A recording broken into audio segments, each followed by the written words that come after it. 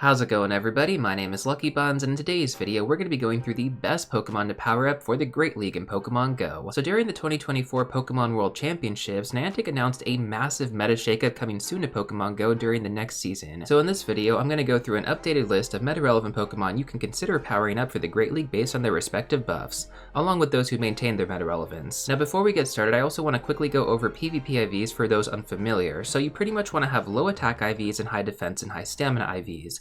The main reason for this is because this allows you to actually level up your Pokemon the most before it hits the CP limit for the Great League. Now with that being said, there are going to be some Pokemon that are exceptions because their max CP does not reach that limit. Keeping that in mind though, in this video we're just going to mainly be focused on the 0-15-15 IV spread as the general one to go for. Now if you want to quickly pull up good PvP IVs for Great League or for Ultra League, then you can use this search string on screen right now. You can also find this in the description down below. So first up, let's go over our Fire type Pokemon, and by the way, I'm going to exclude extra large candy Pokemon builds as we're going to talk about them at the end of this video, as they're a little bit more resource intensive. So our first Pokemon is going to be Alolan Marowak. This Pokemon recently just got buffed, and we'll take a look at the Shadow form here. I do have the regular version build. I have it with Fire Spin plus Bone Club and Shadow Ball. Now you do want to have the Legacy moveset Shadow Bone on it, as this is going to be much better. But the reason why Alolan Marowak is actually so good now in Pokemon GO is because Fire Spin and also Bone Club got a buff during this season. So Fire Spin went from 10 power to 11 power, and then Bone Club went from 40 power to 55 power.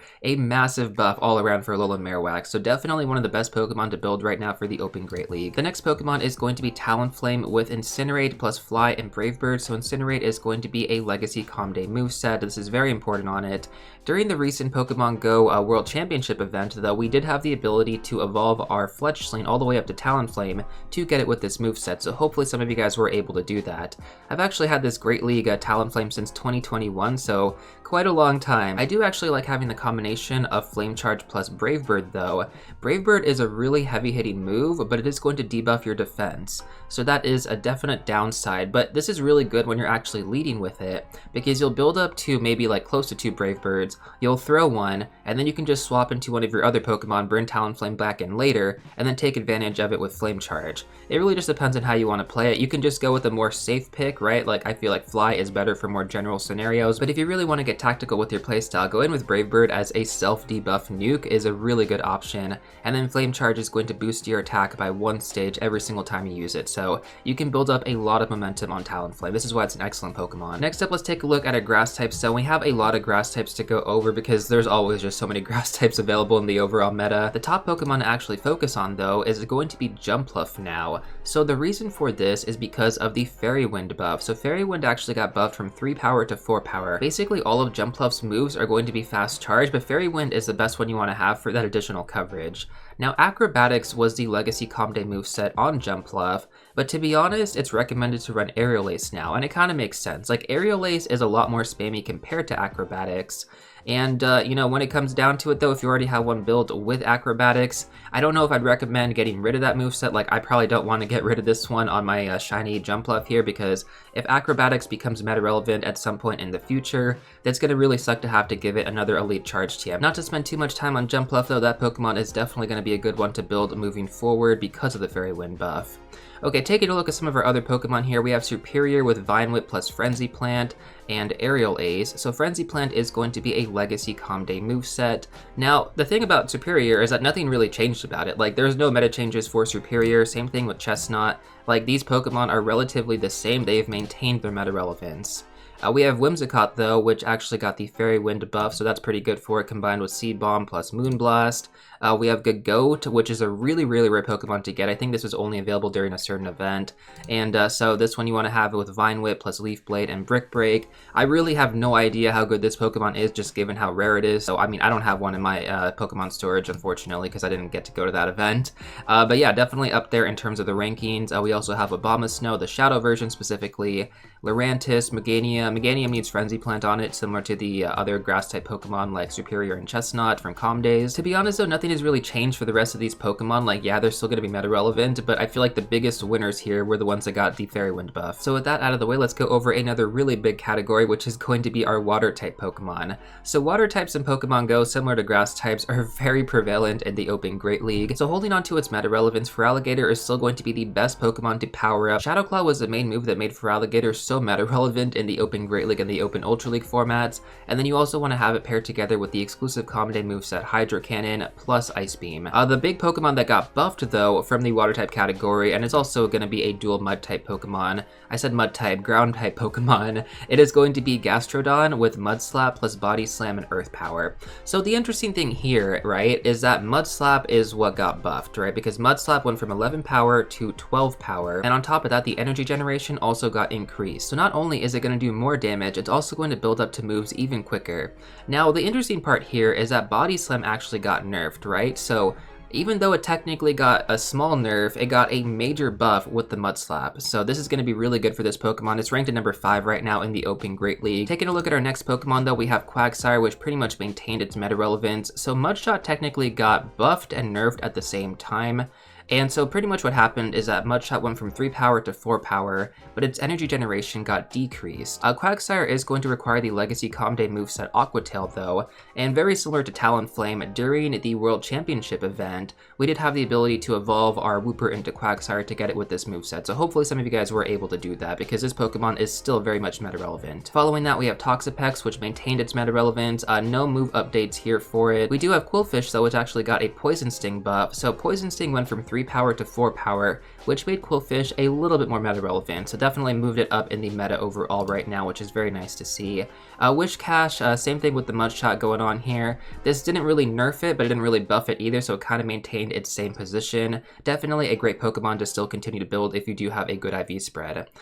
We also have Walrein, which Walrein is an interesting one, right? Because Walrein actually got no buffs. Like, there's no buffs, there's no nerfs for it, but it actually moved up in the meta. Swampert's also going to be a really good Pokemon to build as well. As you guys can see on screen right now, I have 3 different Swamperts built, one Shadow, and then one Shiny, and then one regular. I got the Shiny first, and then I got this regular one later, I think during the Mudkip Common Day Classic, and I was like, you know what, might as well just build this for the, I think it was the Catch Cup, and then I used it during that time. I have different movesets on the Swampert as well, so you know, there's definitely a lot going on with this Pokemon. It has maintained like overall meta relevance in the Open Great League for such a long time, so if there was ever a Pokemon to build and give it the Legacy Common Day moveset, Swampert is definitely one that is probably going to maintain its meta relevance for the foreseeable future. Next up, let's talk about Lantern though. So this Pokemon got buffed and nerfed at the same time with Surf, right? So Surf went from 65 power to 75 power, but the energy cost was increased. So Lantern, instead of being at like the very top of the meta, it's more like a little bit down now. Not that it's like outside of the meta, it's still within the top 100, but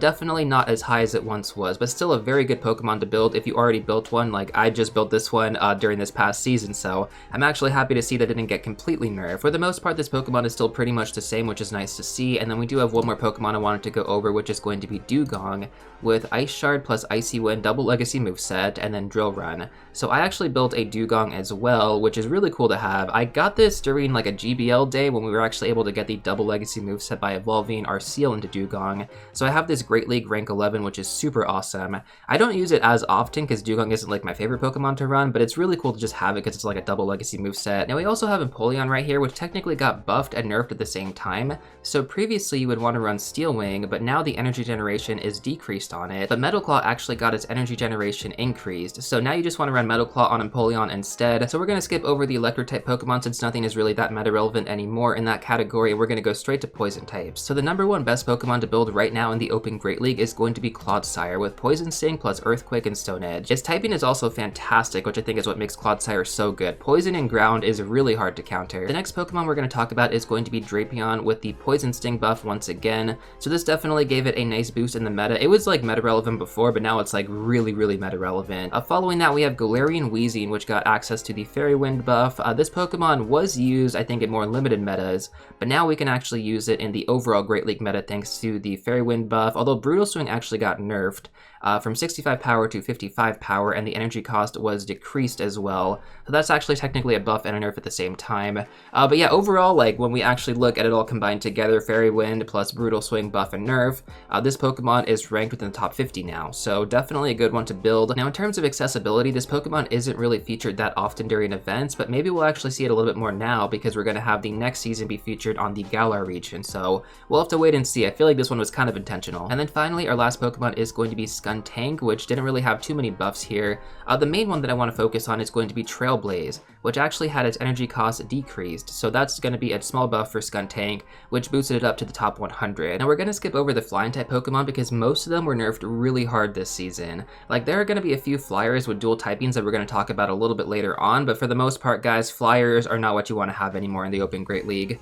So we're going to move on over to our ghost type Pokemon, and we'll take a look at a few other ghost types later that have dual typings as well. But the main Pokemon I want to focus on is going to be Dusknoir with Astonish plus Shadow Ball and Shadow Punch. So 2 moveset buffs here. Astonish actually got buffed from 9 power to 12 power, and then Shadow Punch got buffed from 40 power to 55 power. This Pokemon basically seems like the new Gengar in my opinion, which is really cool to see. Like, it's running triple ghost type moves, and you could maybe run something else. I don't know what other movesets it has.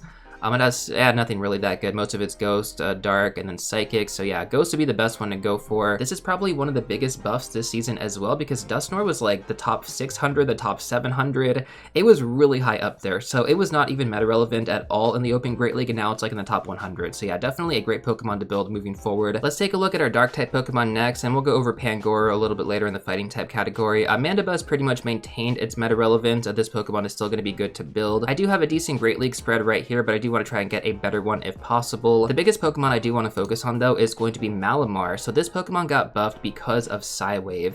So the energy generation was increased on this moveset, which made it so much more meta relevant. I mean, Malamar was definitely a Pokemon that I feel was not really getting that much love, and because of this buff, it is not going to be usable. Taking a look at Guzzlord next, this Pokemon is going to be worth building for the foreseeable future. This one is still going to be meta relevant, even though Brutal Swing did get nerfed, but it also got buffed at the same time, so I think that's why it only went down like a little bit in the overall rankings. Now for Guzzlord, you do have to trade this Pokemon to get it below 1500 CP if you got it from raid battles, but if you got it from timed research, then this Pokemon is going to be low enough. So as you guys can see on screen right now, this one is going to be from timed research, and it's going to be at 1218 CP, which is much lower than that 1500 CP limit. So I can power this up a few times, but I could also trade this Pokemon and try to get better IVs on it. Ideally, I would like to get the attack much lower with higher defense and higher stamina, but we'll have to see how that plays out. One Pokemon I do want to focus on though is going to be Galarian Moltres. So I know a lot of you guys are going to be really hyped about this because Galarian birds are like the rarest Pokemon to get in the game thanks to the daily adventure incense and how often they spawn,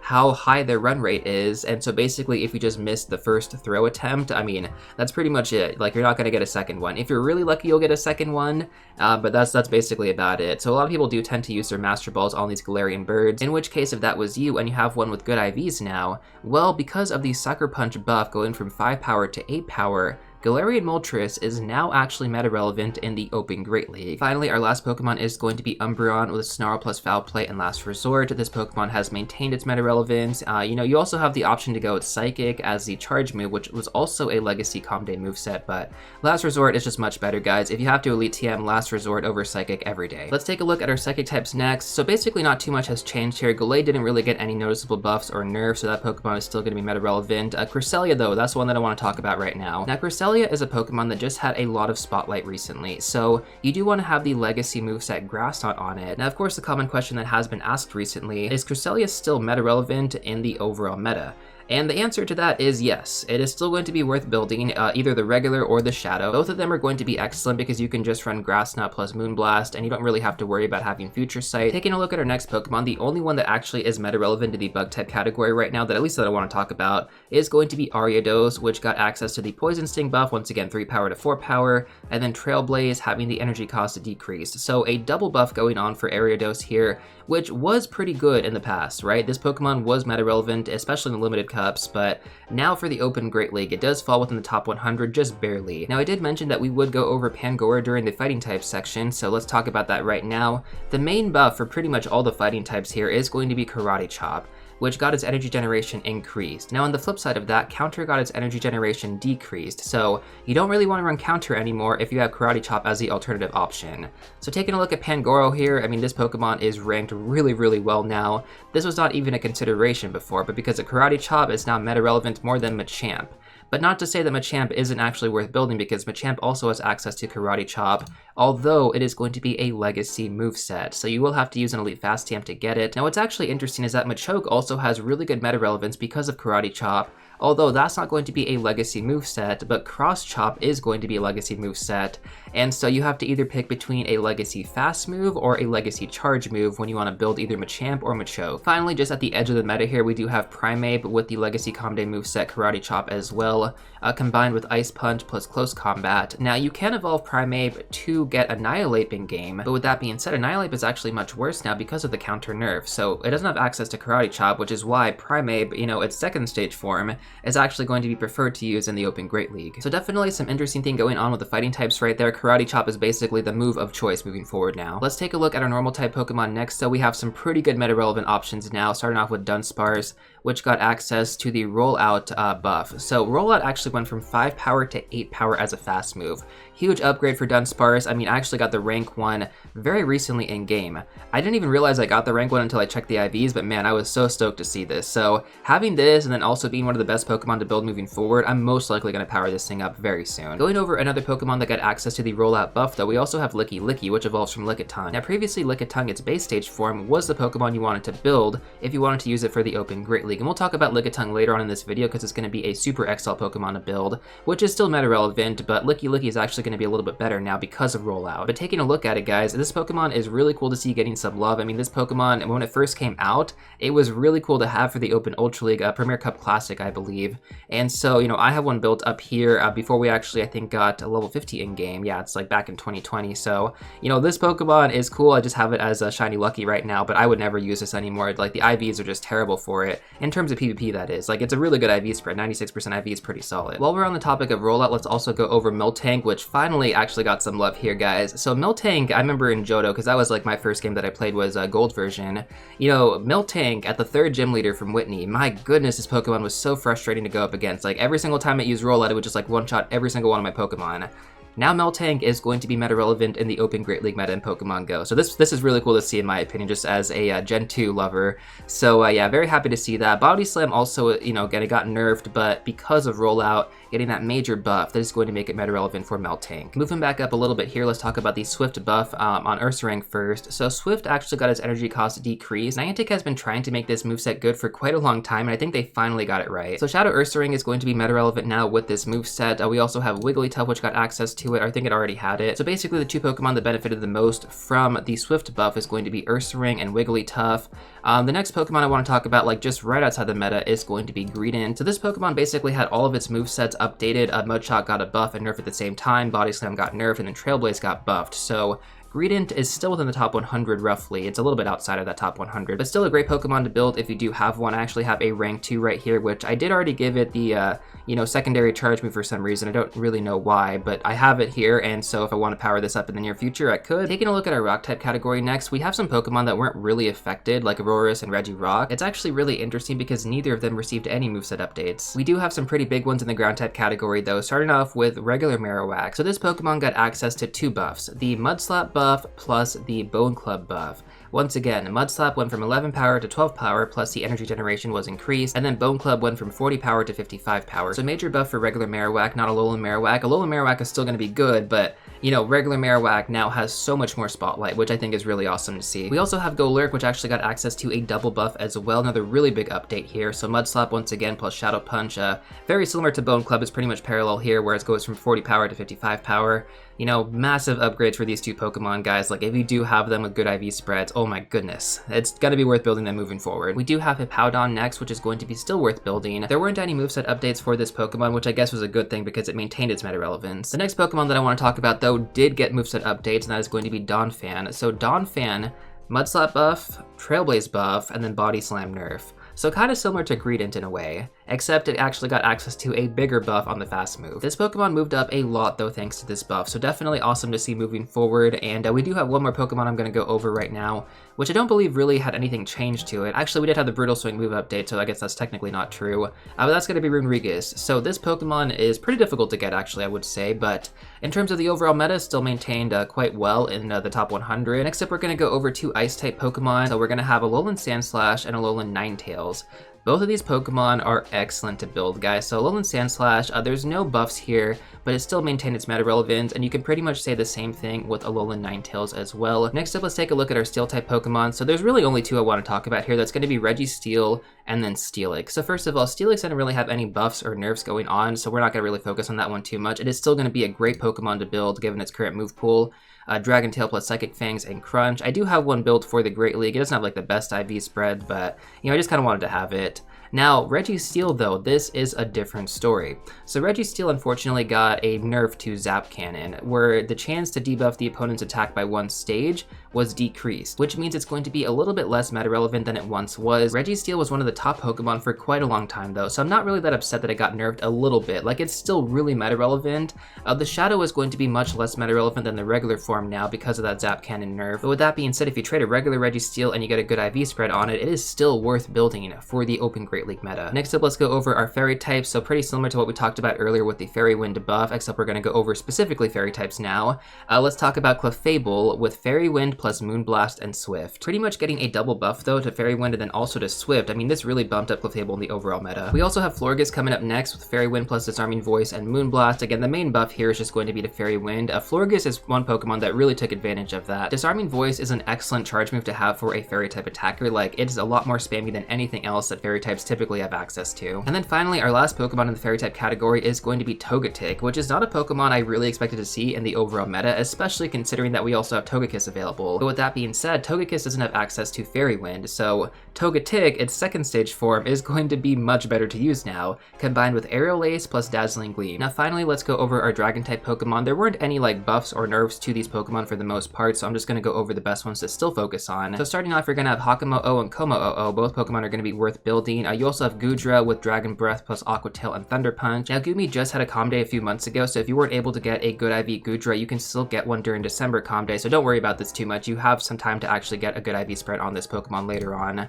But outside of that, we have Arctibax with Dragon Breath plus Avalanche and Dragon Claw. I believe this is going to be the second stage form for Frigibax, and I think that's pretty much it. Actually, I take that back. We have Dragonair. Now, Dragonair was actually much better to use in the previous season. It actually got a small nerf thanks to Body Slam, so that is a little bit unfortunate to see, but, Dragonair, still an excellent Pokemon to build, still within the top 100, very much worth going for. Now, finally, to end off the video, let's go over the extra large candy builds. So, of the ones that are meta relevant, currently right now, I only have 3 that I've built. I have this Azumarill, that's a rank 1, a Bastiodon, which is a rank 5, and then this Medicham, which is kind of like less relevant now because of the counter nerf, but it's still within like the top 150. I still think Medicham is going to be a great Pokemon to use in the Open Great League meta. Maybe not as good as it once was, but hey. Putting those Pokemon aside though, some of the ones that you can go ahead and build, you have Carbank, which pretty much maintained its ranking. There were no move changes to it, so actually I take that back. Rock Slide was nerfed slightly, although this practically did nothing to Carbank. This Pokemon is still an excellent one to build. In terms of the best IV spread,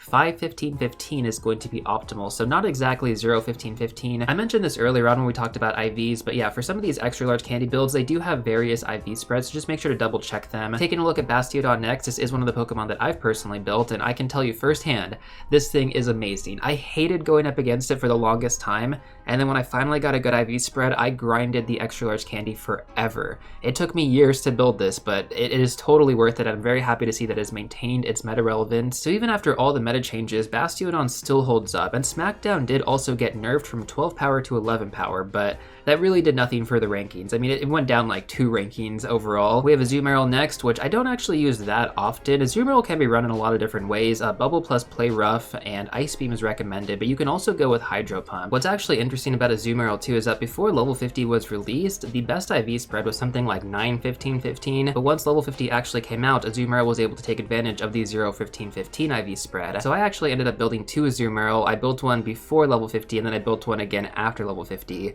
This thing has held up its meta relevance for quite some time, so I do recommend it. Now we do have Diggersby up next, which actually got quite a nice boost in this overall meta. Like, nothing changed for it, but it moved up in the rankings like a decent amount. Bunnelby is a pretty common Pokemon to find in the wild, so I'm pretty sure most of you guys have come across a decent IV spread at some point in time. I honestly don't think I'm going to build the one I have on screen right now. The best IV spread is 0, 15, 13, which again, like, that's reasonable to get. I'm pretty sure I'm going to run into a better IV spread at some point. These extra large builds are a lot of resources, so these are the type of Pokemon where you don't really just want to power up anything. You want to wait until you get a really, really good IV spread. Now, I talked about Lickitung earlier, which again, I do have the rank 1 Lickitung. I'm still most likely going to build my Lickitung, even though it did get nerfed a little bit with that body slam. I mean, this Pokemon is still really good. I have the rank 1. I mean, it's honestly hard not to want to build this. Next up, let's take a look at Sableye. So Sableye is a very interesting Pokemon because if you decide to go with the regular variant for Sableye, you want to make sure that it's going to be the purified Sableye. So typically the best IV spread is recommended at 3, 14, 15. This is because when you purify a Pokemon, the IVs go up by +2. So for example, if you got like a 0, 15, 15 Shadow Sableye, the best possible purified Sableye would be a 2, 15, 15. But according to PvPoke, the best possible IV spread is going to be a 3, 14, 15, which again, you get what you get with the Shadows. I mean, I wouldn't hyper focus on getting the specific IV spread. Anything in like the top 50 rankings would be worth it. I actually have a Shundo Sableye that was full odds that I got in the WoW. This is honestly one of my pride and joys here, but unfortunately it doesn't have the best IVs. Back before level 50, this was technically the rank 1 because it came in right under 1500 CP, but you know, once level 50 came out, you wanted to go with the better IV spread of like lower attack, high defense, and high stamina, but still, this thing is really cool. I use it as my Mega Evolution for candy bonuses sometimes. Now finally, one of our last Pokemon I want to go over is going to be Nidorina in its shadow form. You could also run the regular variant as well. I believe that's ranked. Yeah, it's still ranked pretty well. So this Pokemon, because of the Poison Sting buff, and then it also has access to Poison Fang, this Pokemon is going to be really good now. Now with that being said, I'm not sure if I can recommend building this Pokemon for the long run. I mean, yeah, it's going to be good right now because of the Poison Sting buff, but like in the future, I don't know how it's gonna hold up. Whereas some of the other Pokemon like Bastiodon, Azumarill, Carbink, like most of those Pokemon are going to maintain their relevance for quite some time. Like Azumarill and Bastiodon have stayed in the meta for a very, very long time. And then recently we talked about Medicham as well, right? So Medicham, it's like, I really enjoyed using this Pokemon, and even though it has gotten nerfed many times, like I believe last season, I forgot what moveset it was, I think it was Psychic that got nerfed, and it was still meta relevant, and now Counter got nerfed, and it's still somewhat meta relevant. Like, it's still within like the top 150, which isn't terrible for the Open Great League. Like, yeah, it's not going to be one of the best anymore. Pangoro, Machamp, Machoke, they're all going to be much better than Medicham now. There's always a possibility that these Pokemon can always get buffed in the future as well. Like, so even if they kind of fall out of the rankings right now, there's always that possibility. Anyways, guys, that's basically everything that I have for you in this one. If you do want to check out some more content, you can watch these 2 videos right here. But before you go, don't forget to smash that like button, subscribe, and I'll see you all real soon in the next one.